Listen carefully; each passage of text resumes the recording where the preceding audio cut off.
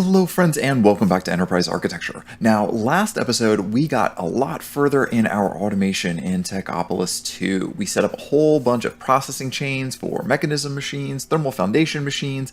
We are getting a lot of automated second tier, third tier, all of that elite Technium sort of ingredients. All that stuff is automated and done. We can just bulk create items now. That is a wonderful step in our progression. So today we are just about ready to move on to the next set of quests here, which is unlocking the Powah mod. So with no further ado, let's dive right in. Well, actually, there's a little further ado. Let me be frank about that. We have some bottlenecks here in our system, mainly around our thermal foundation machines. Now, although we can continue to upgrade our Mekanism machines, we talked about that with the tier installers they have here. These are really cheap. Basically, it goes from the normal machine into a factory. That's the first upgrade, and then it has 3 items it can take in for basic tier. Advanced tier is 5, elite tier is 7, and ultimate tier is 9, if I remember correctly. That's a lot of simultaneous processing of items. Now, thermal foundation machines have no such upgrade. So for our induction smelter, we need to come up with a better way because our steel production is falling behind significantly. You can see we've got a bunch of slots that are completely full. Now, thermal machines have a couple of different ways to upgrade, and I think this is really neat. So what you can do is actually find these installers for these cards that go in here. So it's got the integral components that you add first to expand them, and then on top of that you have these processing cards that you can add in slots. So let's go ahead and see if we can't make up a few of these components. So first things first, let's just do a hardened upgrade. That's just Invar, gold gears, glass, and redstone. So that's really simple for us to make. This effectively doubles the processing speed of the machine. Now I think we can even go ahead and make ourselves a hardened, which is the next one after reinforced. So if we go ahead and put this in here, what are we missing? We are missing our signalum gears. Well, that's easy enough. We can make a couple of signalum gears. Where's our signalum at? Somewhere in this array. There we go. So let's go ahead and grab a stack of signalum and make our gears. We throw that into our gear hopper, and this will start pressing those out momentarily for us. That's actually going to make way more than we really need here. So let's try that again. We should be able to make this. Oh, that's why, because that glass was blocking. Okay, we were making too much glass. I guess that's what it's telling us. So if we take these reinforced integrated components, we should be able to install those in here, and now that is augmented to reinforced. It just puts it in. The old version of thermal, I feel like it used to change the actual machine frame and it would make it a hardened machine, but now we just stick these in a slot. So that is basically tripling the speed now of this machine. And you can see it's going a lot faster. It's still not quite keeping up with our steel production. So we can actually go a little further with this. We can go ahead and take one of these, such as our flux linkage amplifier. This increases process speed, but reduces RF efficiency.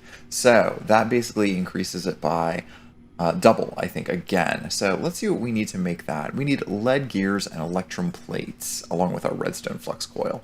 I think we have electrum plate. No, we don't have electrum plates, and we don't have lead gears. So easy enough. We take a stack of our lead and we take a stack of our electrum, and it looks like we're running low on electrum. I might need to increase that machine as well, and we'll drop these into our machines. And there we go. Let's see if we can't just make one of these real quick. And again, that's going to decrease our that's going to increase our power usage along with our actual speed. So now you can see this is just cranking through. Now we do have a few more bottlenecks here to deal with. Particularly our item pipes are not moving very quickly here. We're just getting not enough throughput here. So I believe, if I remember correctly, if you just right click on these pipes, yeah, there we go. It just upgrades everything. If you're using the infused alloy and you have that in your hand, it's going to take that up to the next tier. So I just click that like that, and there we go. All of my pipes are now basically doubled in speed. I think my output pipes are also looking a little congested, so maybe we should go ahead and deal with that. Let's start from this end and work our way down, just like that, over to here, and we'll go underground and finish this out too. So, back to our main quest line. We need to go down this Powah chain here. This is the next set of mods that we are going to unlock. So for that, we are going to start needing uranium ore. So first things first, just like always, we need to unlock the research papers for uranium. I've already made up a bunch of atomic alloy between episodes. That is basically another Mekanism metallurgic infusion recipe. I think you all may already know this one, but basically you take our reinforced alloy and combine it with enriched obsidian. Both of those things are made with enrichment themselves. So we're using enriched diamond with our infused alloy that we learned how to make, and then the obsidian is also made using enriched diamond through refinement. So that basically gives us our reinforced alloy and then to our atomic alloy. So we've got a bunch of that sitting around. I also have a bunch of elite technium because we can basically bulk craft that now with no trouble. And with that, we can submit our research papers and just complete that quest. Looking sharp. All right, so now we need to get ourselves some uranium fragments. How do we do that? Of course, we go back to our Ores Are Us, and it looks like it's going to be, this is the last time we are going to have to do this. We are enabling our uranium. And quite frankly, I'm not sad to see it go. I think this is a neat method for the early game, but now it's just kind of silly that we have to go through this to get ore bits. So we do the same thing we've always done, which is take all of our fragments of uranium, which again, just carrying this around in my hand doesn't feel quite right, but I'm sure it's totally safe, and we make ourselves our uranium ore with that. Take our fragments and drop them off here in whatever chest we have laying around. There we go. We're never going to use those again. And now we just need to set up our miner onto our existing system. Again, all of this is grown by leaps and bounds, absolutely massive setup here. And I think it's going to go right on the back of this one. So let's just pull down these gold frames here. We're going to put up another set of the emerald frames, which is our tier 8 support frame. Those come right here, just like so. Block of redstone goes on top of that, and then we put down all of our uranium ore here in our 3x3x4 cube. And we stick a miner on top of that, and as always, we put our oak drawer on top of that, and yeah, we're getting uranium and all ready. Let's go ahead and lock that up, as always. And then we just need to wire this into our network the way that we have been doing before. So we're going to put our network cable on top of this, and that's going to start bringing it into our processing network. Now, I will admit, I don't actually know yet how we process uranium. We appear to use the enrichment chamber again. We can do higher tier mechanism processing, but enriching it gives us 2 uranium dust. 2 uranium dust then can go into the induction smelter, yes, there we go, to get a single ingot of uranium. I don't like that the energized smelter is 2 to 1. That is not what we want to do. So we'll set up our induction smelter and our enrichment chamber, and those are going to go right back into our network in this processing chain, the same way we would set up a couple of episodes before. This is still continuing to grow. We have our osmium set up here, so uranium is going to go right here through the magic of booping. There we go. Now the enrichment chamber is getting the uranium. That's then being turned into uranium dust after being enriched, and that uranium dust is getting put into our induction smelter to turn into uranium ingots. Now what we have to do is put a place for our uranium ingots to come back out of this system. We are running out of room here, friends. Let's go ahead and lock this up, and we'll just we'll put it here. This is great. Here's a great place for uranium.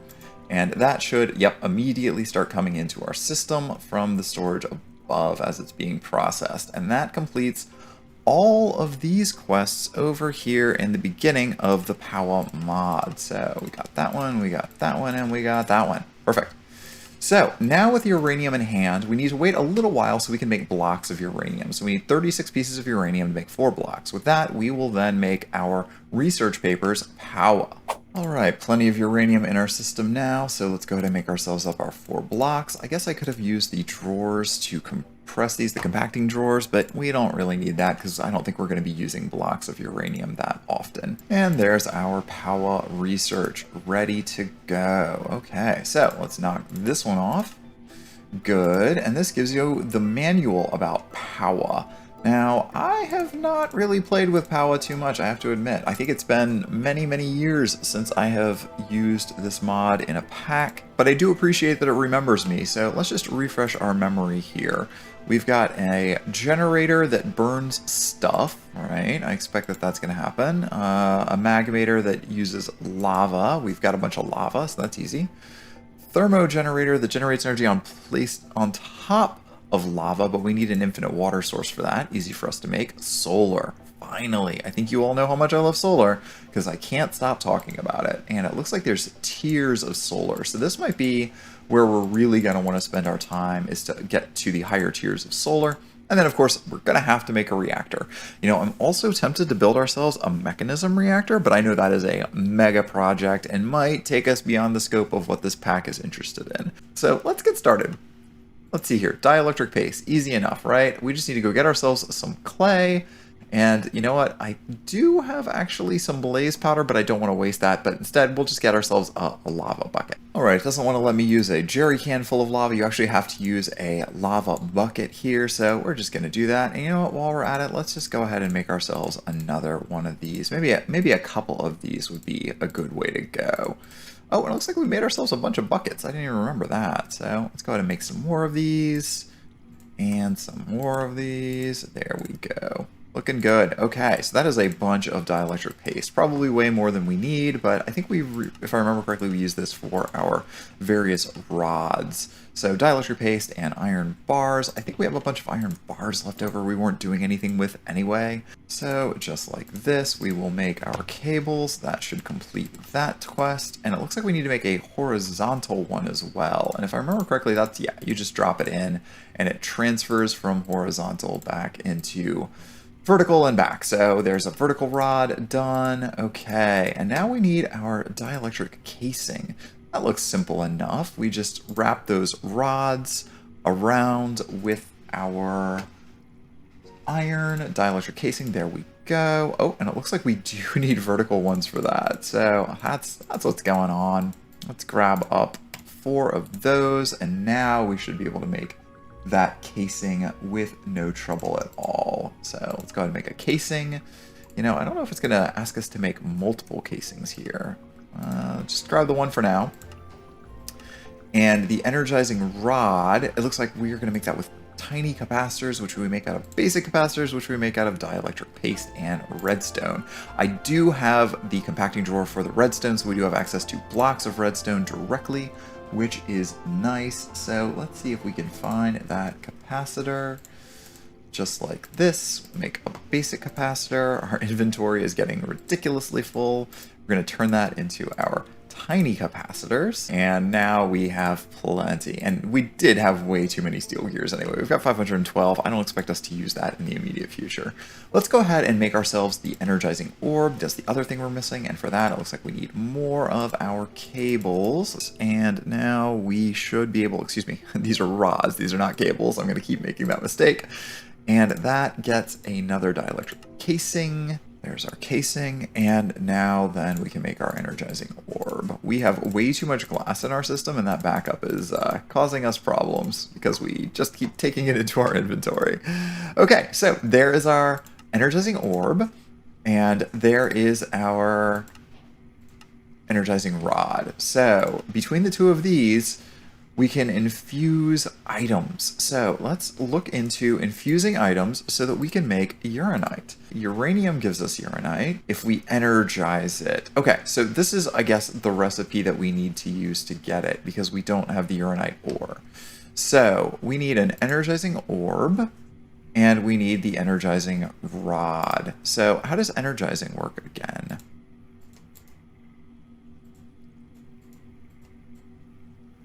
Is it? There we go. Energizing. Right. So we use lots of these energizing rods near the energizing orb, and that will then energize whatever item we put on there. So let's go ahead and make ourselves a few more of these energizing rods, right? They're relatively cheap, and we are certainly going to need them. So yeah, maybe let's do 4 of these. Oh, and they don't stack, so we're just gonna have to make them by hand and drop them in here. Okay, great. So we need to set up a place to do our energizing, and I think we have enough cables that we can go ahead and do this like right over here. So let's make ourselves a nice little energizing station. So I think I'm going to come down here onto the floor. Let's do this. And then we're going to come over like so. And let's go ahead and put our energizing orb right in the middle, just for aesthetics. And then each of our energizing rods will go on top of those. Like so, and like so. Okay, great. And now I think these are just close enough that it'll just do its thing. Let's grab our uranium ingot and put that on top of the energizing orb and see what happens.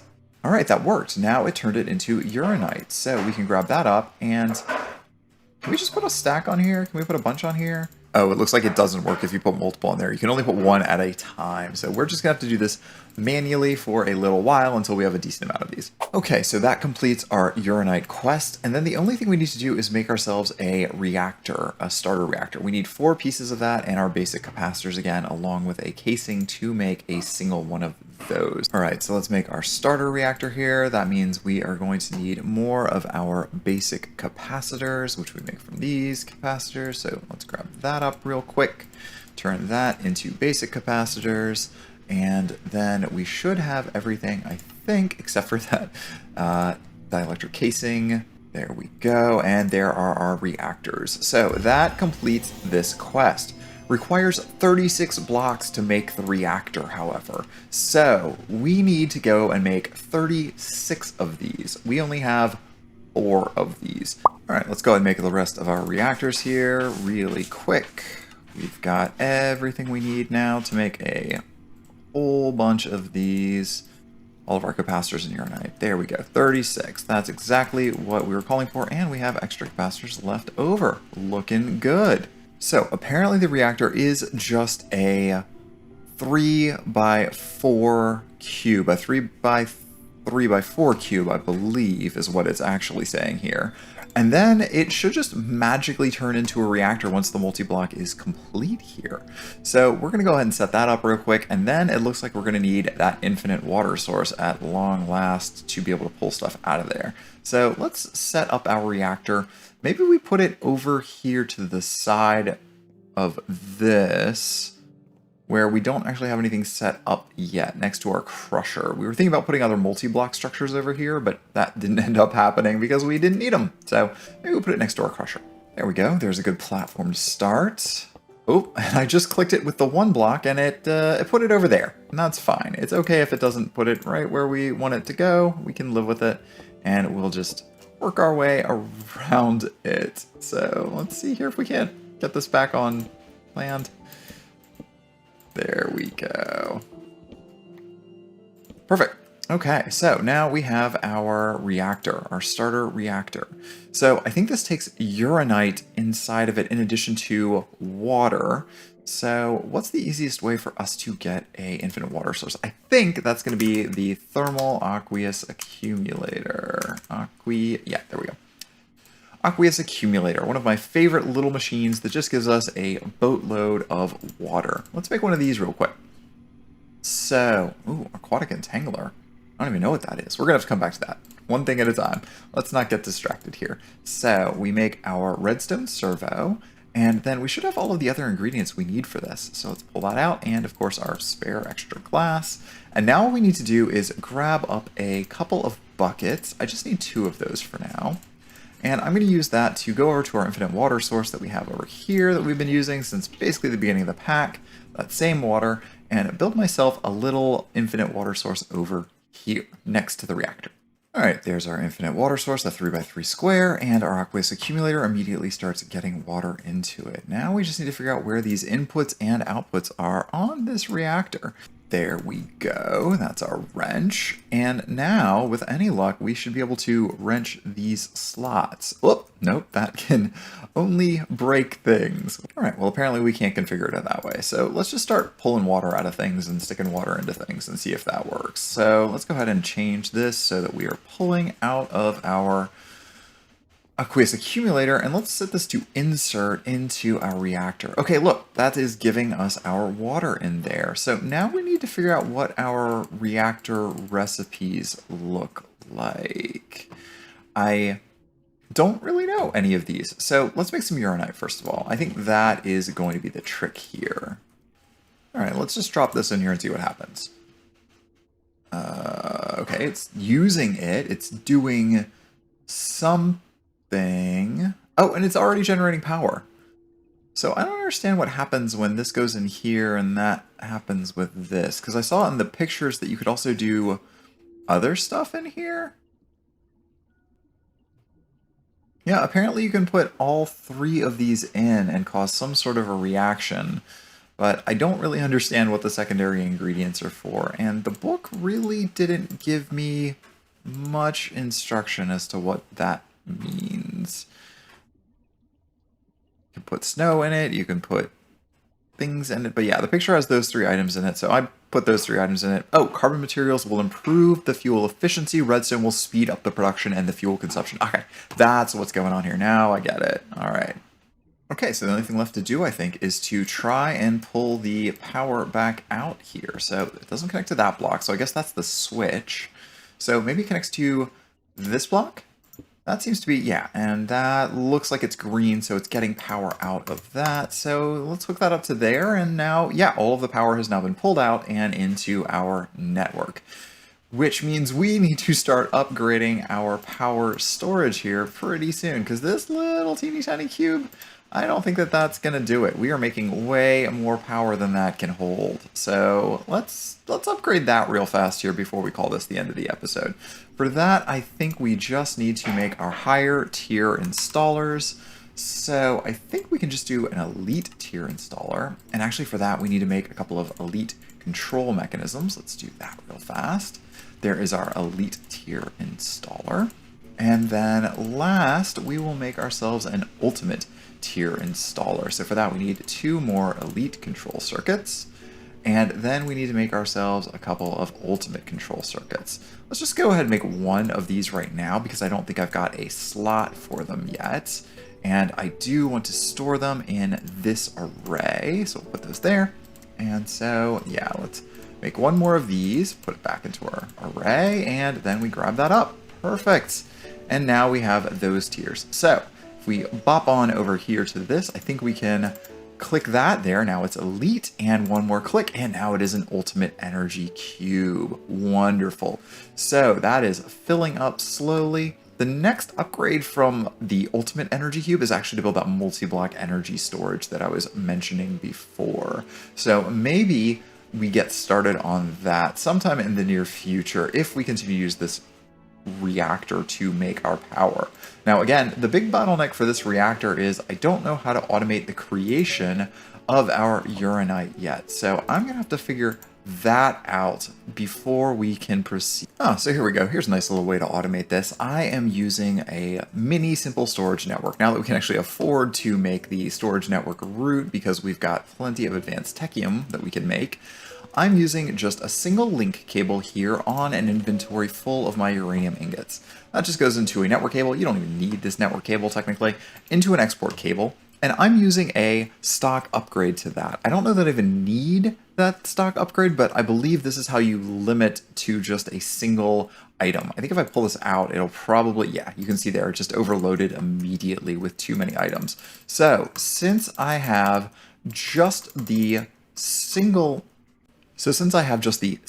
uranium ingot in there, if I put this back in here with that stock upgrade, it's just going to push one at a time into this output. It's not going to push any more than that. And then, of course, just to make things more complicated, I have my Mekanism cables pulling out of that. I guess I could put it back into the network. It's not a big deal. But this way, it's just going to pull whatever is in here if it matches this filter, just a single item. So over and over again until we have as much uranite as we need. Now, I could automate this even further and pull it out and put it directly into our reactor if I wanted, but I kind of just want to keep an eye on our reactor for the time being, because I don't know what'll happen if this goes too hot too quick. So I want to keep an eye on it. So far it hasn't melted down yet, but this could be absolutely disastrous if we let the heat go above 500 degrees Celsius, I think. If I remember what happened in nuclear craft in the previous mod pack, that was an absolute disaster. So I just want to keep an eye on this and make sure that this does not explode. And so with that, I'm going to call this the end of this episode of Enterprise Architecture. Thanks again for watching, and we'll see you back here next time. Bye, friends!